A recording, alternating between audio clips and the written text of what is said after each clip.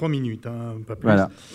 Donc effectivement, ce matin, nous avons eu un atelier qui a matérialisé une première qui est réalisée en France, à savoir l'expérimentation d'un arbre décisionnel digitalisé au sein des officines. Donc nous allons réaliser une expérimentation au sein des officines pour pouvoir disposer d'un outil sur une pathologie simple, qui est le mal de tête, qui touche un Français sur 2 régulièrement.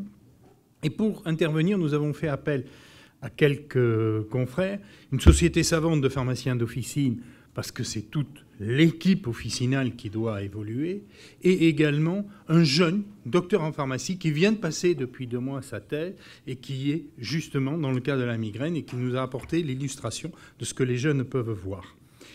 Et pour pouvoir réaliser ça, au moindre coût, puisque là on est dans le cadre de la prise en charge, nous avons demandé à des industriels du médicament de nous aider à voir comment on pouvait, grâce à un arbre digitalisé, obtenir une bonne sécurisation pour un bon usage du médicament. En fait, ce que nous voulons, c'est qu'à travers un questionnement, un arbre de décision, le pharmacien puisse arriver à une réponse d'un service, à une réponse d'une délivrance d'un médicament dans le cadre d'un bon usage du médicament, une réponse reproductible, une réponse traçable et même, dans le cadre d'une interprofessionnalité, une réponse qui pourra être extraite et envoyée au médecin ou comme ça.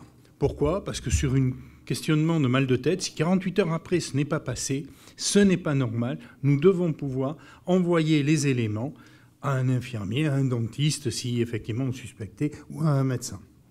Donc cet arbre digitalisé doit nous permettre également de sensibiliser les patients à une espèce d'éducation.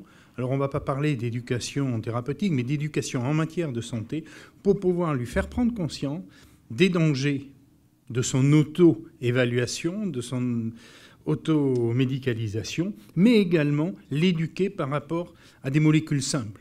Il est quand même anormal d'avoir des molécules comme le paracétamol qui avaient été mis en avant aux grandes dames de la profession et qui maintenant, parce qu'il y a eu des accidents, ont été obligés de revenir derrière le comptoir.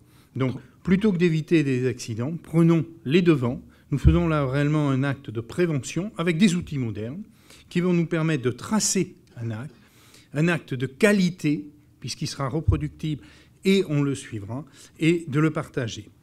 Et juste un petit mot pour souligner que les participants au débat se sont élevés, on va dire, contre une pratique de nos autorités aujourd'hui qui, dans un monde de néolibéralisme, serait en faveur d'une vente par Internet de tout et rien, en regrettant d'un air de dire, quand on regrette que les pharmaciens ne puissent pas assez le faire. Or, pour l'instant, ce qui nous a sauvés, c'est que notre maillage nous rend plus rapide en livraison et en accès aux produits que Amazon. Restons-le.